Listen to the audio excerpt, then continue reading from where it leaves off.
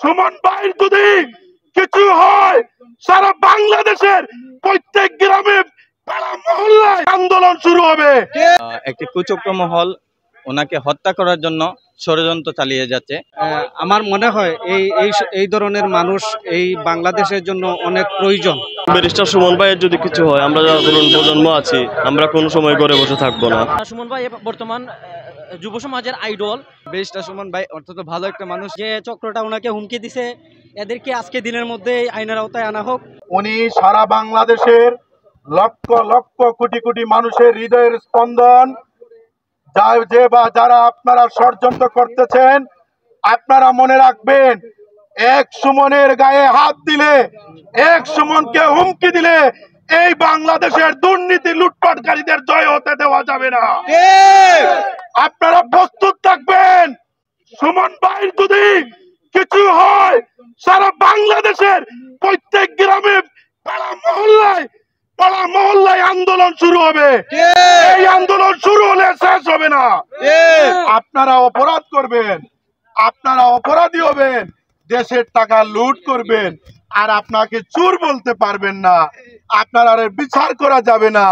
আপনারা কি পাইছেন?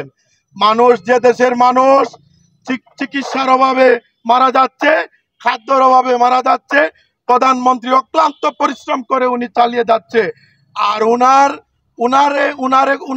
আড়ালে উনাকে ছয় নয় বুঝ দিয়ে আপনারা চেয়ারে বসে লুটপাট করবেন। আর ব্যারিস্টার সুমন ভাই প্রতিবাদ করলে উনাকে চাবেন গুম আর খুন করে ফেলবেন। আপনারা ব্যারিস্টার সুমন ভাই সিস্টেম শিখাই নিছে, এখন শত শত ব্যারিস্টার সুমন তৈরি হয়ে যাবে। কতজন ব্যারিস্টার আপনারা মারবেন? কতজন প্রতিবাদকারী আপনারা মারবেন? আপনারা এখনো সময় আছে। আপনারা অপরাধ স্বীকার করে, আপনারা শাস্তি নিয়ে আপনারা এখনো দেশকে বাঁচান। সুমন ভাইকে সহযোগিতা করেন। সুমন ভাই তো কাউকে চাঁদাবাজি করতেছে না। আপনারা কি জানেন যে কোন অপরাধীর কাছ থেকে সুমন ভাই কোনো টাকা পয়সা নিছে? জানেন? কিন্তু অনেকে অফার দিয়েছে। অফার দিলে তো উনি অফার গ্রহণ করেন নাই। যার ব্যাংক অ্যাকাউন্টে 9.5 লক্ষ টাকা নিয়ে নির্বাচনে রাখছিল, উনাকে মানুষ এত ভালোবেসে এত টাকা দিয়ে খরচ দিয়েছিল এবং এত ভোটে নির্বাচিত করেছে। তাহলে একটা জিনিস বুঝতে হবে যে বাংলাদেশে যে শুধু টাকা হলে যে সব জিনিস হবে এমন নয়। যদি ন্যায়ের পথে থাকেন, ন্যায়ের পক্ষে কাজ করেন, প্রতিবাদী হন, চোর ডাকাতদেরকে যদি দৌড়াইতে পারেন, তাহলে সাধারণ জনগণ ভালো মানুষের সঙ্গে অর্থ দিয়েও থাকে, ভোট দিয়েও থাকে, শ্রম দিয়েও থাকে। একটি কুচক্র মহল ওনাকে হত্যা করার জন্য ষড়যন্ত্র চালিয়ে যাচ্ছে, যেটি চুনারুঘাট থানার ওসির মাধ্যমে ব্যারিস্টার সৈয়দ সাইদুল হক সুমন ভাই এটি জানতে পারেন। এর আগেও সংসদ সদস্য হওয়ার আগেও সুমন ভাইয়ের পিছনে একটি কুচক্র মহল কাজ করেছে যেন উনি সংসদ সদস্য না হতে পারেন, এবং যখন উনি সংসদ সদস্য হন তারপর থেকে মানে তাদের যে কুচক্র মহলটি তারা একদম পুরোদমে লেগে আছে। তো আজকে হবিগঞ্জ কমিউনিটির উদ্যোগে এবং সিলেটের সর্বস্তরের জনগণের আয়োজনে এই মানববন্ধন, যে চক্রটি ওনাকে হত্যা করার জন্য চেষ্টা চালিয়ে যাচ্ছে, তারা যেন অতি বিলম্বে তাদের যে পরিকল্পনা এটা থেকে তারা পিছু হটে। কারণ সুমন ভাই সারা বাংলাদেশের একজন জনপ্রিয় ব্যক্তিত্ব এবং ওনাকে সারা বাংলাদেশের মানুষ ভালোবাসে ওনার কাজের জন্য। উনি মানবতার ফেরিওয়ালা আমরা বলি এবং তরুণ প্রজন্মের আইডল উনি। তো আমরা চাই আমরা যদি আল্লাহ না করুক কোনো কারণে সুমন ভাইকে আমরা হারাই, আমরা দ্বিতীয় সুমন ভাই পাবো না। আমার মনে হয় এই ধরনের মানুষ এই বাংলাদেশের জন্য অনেক প্রয়োজন।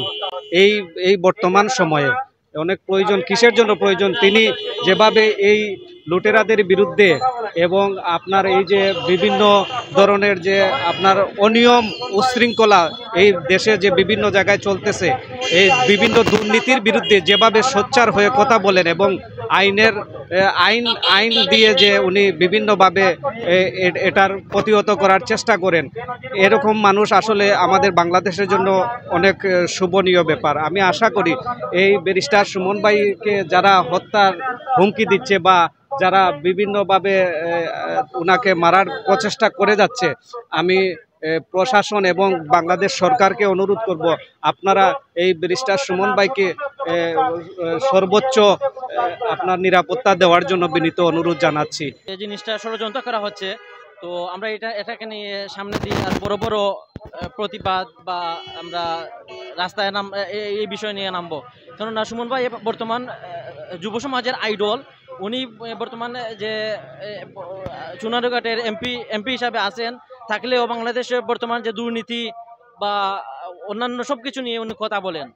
তো এই জন্যই হয়তো বর্তমান ওনাকে নিয়ে বিশাল ষড়যন্ত্র সাজানো হচ্ছে। আমাদের তরুণ প্রজন্মের মধ্য থেকে একজন দুর্নীতির বিরুদ্ধে জিরো টলারেন্স নিয়ে মাঠে নেমেছেন, তো ওনাকে যাতে সুষ্ঠু নিরাপত্তা দিয়ে ওনাকে বাঁচিয়ে রাখা হয়। কারণ ব্যারিস্টার সুমনরা জীবনে একবারই জন্মায়, ওনাদের মতন মানুষদেরকে যদি নিরাপত্তা দিতে না পারি তাহলে এটা আমাদের জন্য ব্যর্থতা। এবং ব্যারিস্টার সুমন ভাইয়ের যদি কিছু হয়, আমরা যারা তরুণ প্রজন্ম আছি আমরা কোনো সময় ঘরে বসে থাকবো না। আমরা যৌক্তিকভাবে মাঠে নেমে যাব, যত রকমভাবে পারা যায় আমরা আন্দোলন গড়ে তুলব। ওনাকে কুচক্ররা কি দিছে আর কি হুমকি দিছে, তো আমরা চাইতেছি যে চক্রটা ওনাকে হুমকি দিছে এদেরকে আজকে দিনের মধ্যে আইনের আওতায় আনা হোক এবং এদের কঠোর শাস্তি দাবি করতেছি।